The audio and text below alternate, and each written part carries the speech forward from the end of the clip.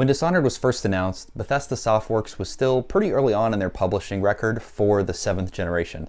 Wet was a pretty good game, I thought. Rogue Warrior was hilariously bad, but still quite enjoyable because of those aspects of it. And Brink had flopped.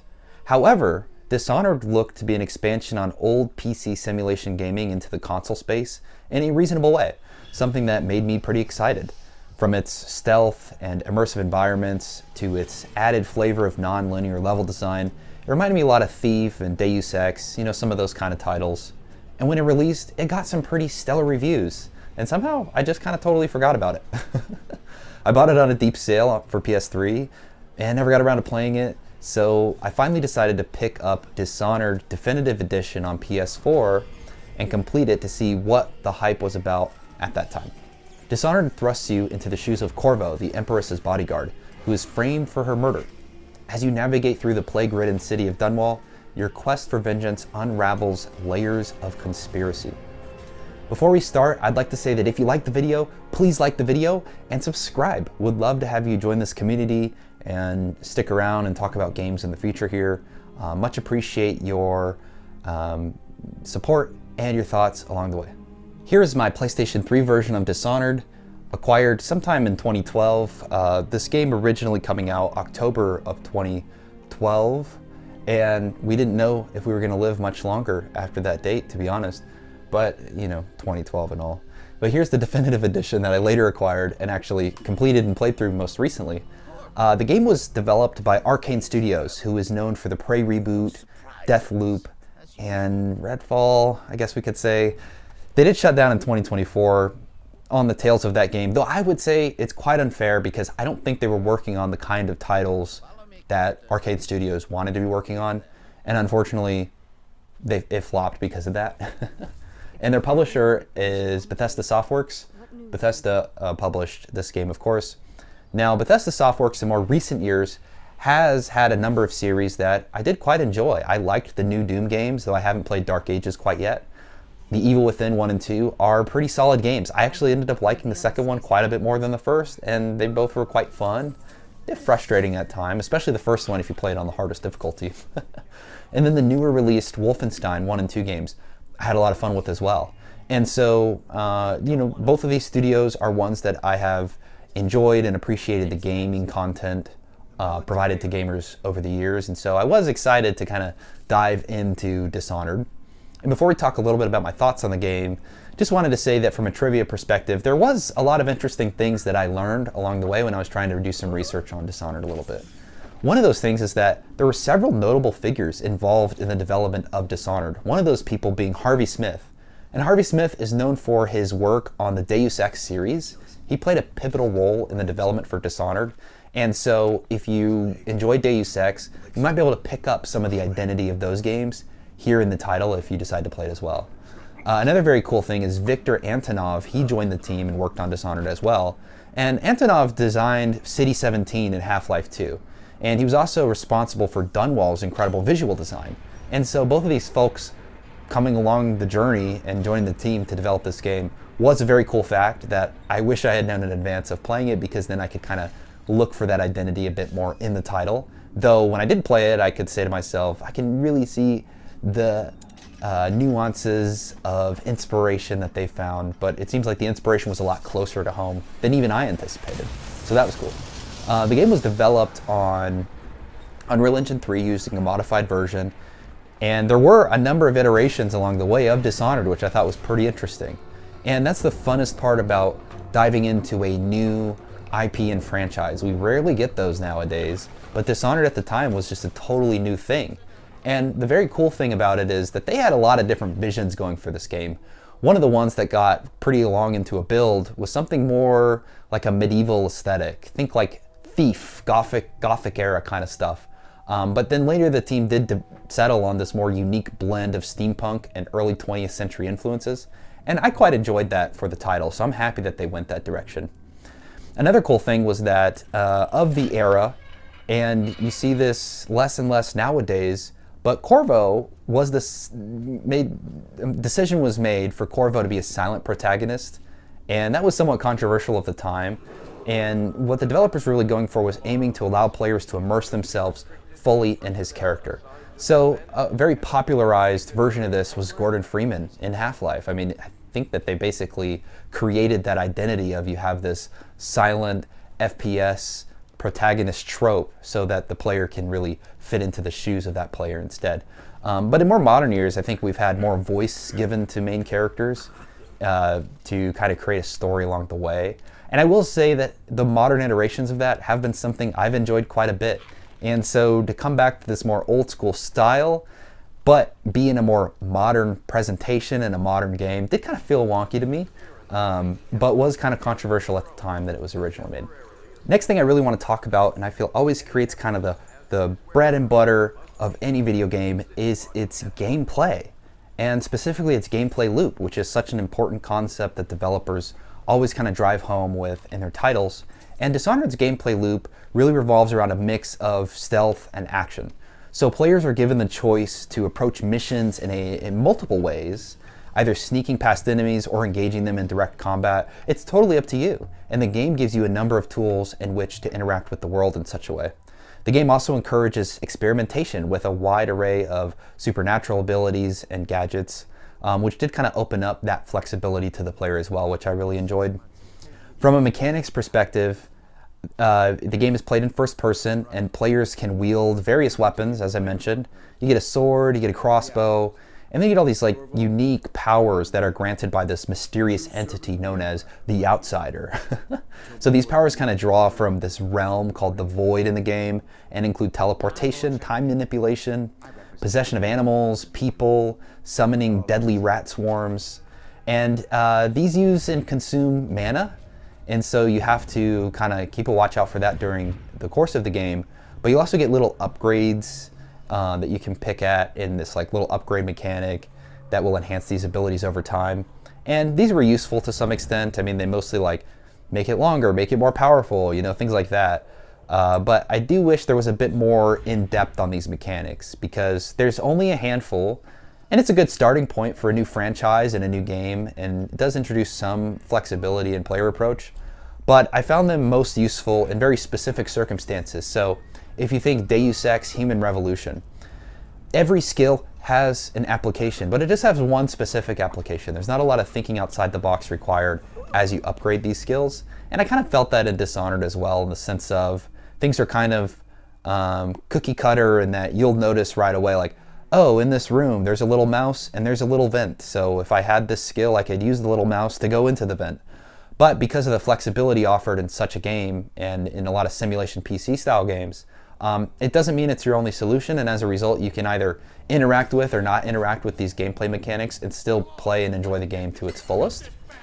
I just wish there was a little more restrictiveness around creating forced encounters with players where they said, oh my god, I kind of have to or want to do this to get a certain outcome. Overall, I gotta say, mechanically, I did have a lot of fun with this game, but one of the things that was really at the center of my kind of concerns with the game and opportunities that I saw were the ways in which the controls handled. And I don't know if that's related to the PlayStation version specifically, or the PS4 controller, PS5 controller specifically, or whatnot. But these things kind of came up and did interact with my enjoyability of the game quite a bit. So one of those being that if you try to knock someone out, right, you're sneaking around stealthily, you're going to use the R1 button to knock them out. Well, that button is also used for blocking. So you might accidentally block with your sword and then create a combat scenario and have to engage that person and alert other enemies nearby or run away or so on. And that happened to me a couple of times. And it did kind of make it frustrating because it was the exact opposite of what I wanted to do, and they've been coded to the same button. And so that was kind of a struggle. I think another big thing that was bothering me was this transitioning from sprinting to crouching in the game. So sprinting and crouching, they involve the same button. You're going to use that to move around, or excuse me, not the same button, but they have a very cohesive interactability within the world environment. So if you are sprinting, there is a sprint to slide mechanic where if you're running away, you can then click crouch and then you'll slide away. But what if you're not trying to do that? What if you're trying to go from a sprint to an immediate crouch with no sliding at all? Well, you have to sprint and then stop, like let go of everything on the controller, and then you can press the crouch button. And so these little nuances in the control schema and the way it's been set up on the controller did create some frustrating barriers, because I was trying to crouch and hide somewhere, but instead I've now slid across half the map. And the enemies so obviously saw me doing that and are now chasing me down. So that happened to me quite a bit. Another thing that I thought was kind of driving me crazy was rearming yourself from a disarmed state to use blink. You're going to use blink as your core ability because it's going to allow you to fly around and zip around the map quite a bit. So if you're going to use the blink ability, it requires pressing the blink button again after disarming yourself, which can be inconvenient in a high pressure situation. Such as, like, what if you're fighting and then you want to use blink? Well, you have to disarm and then re-blink to get somewhere. And again, interacting with this UI and the controls and such, when you're just trying to play and enjoy the game, is something that I did kind of struggle a bit with. So mechanically, again, I'll just summarize. There's a lot going on in the controls landscape that didn't quite work for me in the game.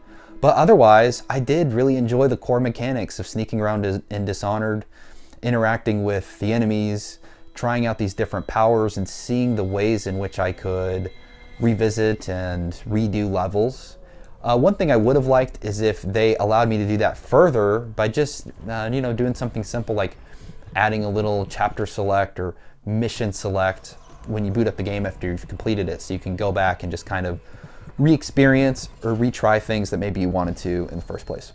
So they may have not blown it out of the water for me, but Dishonored proved from a gameplay perspective that there's this very solid foundation for this title. A couple other gameplay related items that I have an interest in and understanding and opining on is such as navigation and world design. So, Dishonored features a kind of open world design which is segmented into individual missions. So players, they're going to navigate through Dunwall using these like parkour-like movements or powers such as blink to traverse rooftops and gaps. But what does happen in the latter half of the game is you see this pacing, especially for the navigation and exploring new areas, slow down significantly. You're going to go back through a lot of the levels doing backtracking, and much of this then begins to occur during the daytime, which for me kind of disrupted the initial dark atmospheric setting and results in kind of an odd shift in the overall game design. So I would have preferred a more in-depth look into different or new parts of Dunwall across the course of the game, and maybe continue that dark, moody aesthetic that they had going in the earlier half. And instead, you end up kind of just walking around in similar paths time and again, where things might have moderately changed, but you've been down these beats, you know exactly what's going on. So I would have appreciated more of that. From a navigation perspective, I thought this one was funky, but on PS4 or PS5, that's what I played it on in backwards compatibility, the field of view can feel very closed off and restrictive. So whether you are in combat or you're running around the world, I found that the field of view really did impact my ability to just enjoy these moments, because instead I was trying to like turn around and see where everyone was because they weren't within like 15 degrees of either my left or right, and so that was kind of difficult. So this is probably just a console related issue, so I might recommend trying it on PC if on this item alone, to be honest, if you wanted to give this game a run, because then I would assume you have a little more control over the field of view, which I think would have enhanced my enjoyability and interaction with the world quite a bit. Lastly, from a UI interaction perspective, I always appreciate a game with great immersion without 10,000 things popping up on the screen in front of you, unless they are absolutely necessary. And in Dishonored, the HUD is relatively clean. It offers a very minimalist display of health and mana bars, which you can hide on contextual basis, right? Like if you're fighting or not, or using the powers, etc. And otherwise, you just get a quick access wheel so you can get to your weapons or your powers. And the game's menus are also super user-friendly, so I did quite enjoy these aspects of the game, and I'm glad that they weren't barriers just to the overall enjoyment and immersion of Dishonored. So kudos to whoever really kind of put those aspects of the game together. I think they did a great job. And so overall, I have to say that I did have a lot of fun with the gameplay aspects of Dishonored. One thing the game really allows for is a lot of experimentation. So I love just creating a save and then running an area and retrying sections just to see how I could have done it better or different or achieve different outcomes. And so I'm always happy when a game kind of allows such, and Dishonored is a perfect sandbox for doing these things and gives you just the right amount of tools to make it just the right amount of fun, while not being too expansive, which I would have preferred more in depth, and I'm assuming they did in Dishonored 2. I did have quite a bit of fun playing and enjoying the mechanics of Dishonored. Not only are gameplay aspects relevant to my overall thoughts on the game, also the story. I mean, story is such a big part of your enjoyment of what's kind of pushing you forward and making you motivated to play the game in the first place, right? And so let's talk a little bit about Dishonored's story and narrative here. Thematically, Dishonored deals with these themes of betrayal and revenge and this kind of moral ambiguity of one's actions. So there's really a lot of grayness in the things that you do in Dishonored, which I really did enjoy. And the game does delve into the consequences of power and the lengths individuals will go to reclaim it. And so I thought overall, kind of thematically, the game was pretty interesting. It was set in a very interesting world with intriguing characters, and so I did enjoy thematically where the game went. The story itself kind of progresses in this more semi-linear fashion. There's a lot of opportunities for the player to affect the outcomes based on their actions, which was pretty cool. And choices made during certain missions, such as sparing or eliminating targets, is something you can do quite often and will influence the game's ending. And so it adds a little bit of replayability. One of the things I would have liked is if I didn't have to necessarily replay the entire game to experience those. I kind of like when you have these branching tree paths where you can revisit them, again, such as like a chapter or mission select, and you can go and replay a mission and then revisit the end and kind of see what the outcomes would have been otherwise.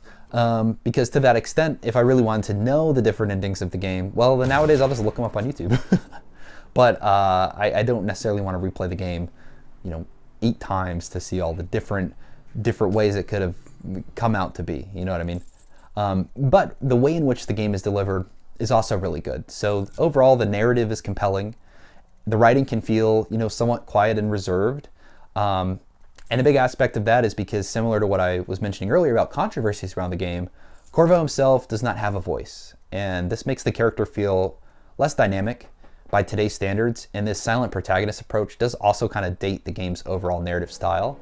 But what we're losing in Corvo, we're gaining in other characters, and so we do get a lot of world development, background about Dunwall and everything going on, and I think the game does a pretty good job of delivering those.